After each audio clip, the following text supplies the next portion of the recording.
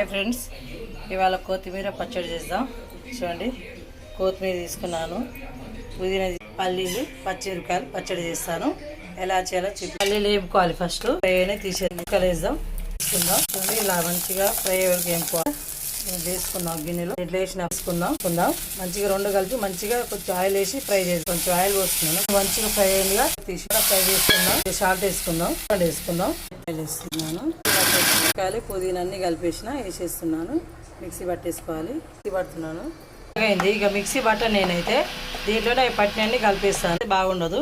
ఇలా కలిపినగా అన్ని కలిపేస్తున్నాను. కలిపేస్తున్నాను. కలిపేసుకుందాం. ఆయిల్ పోస్తున్నాను. ఒక గంట 2 స్పూన్లు వేసుకున్నాను. దీంట్లో వేస్తున్నాను.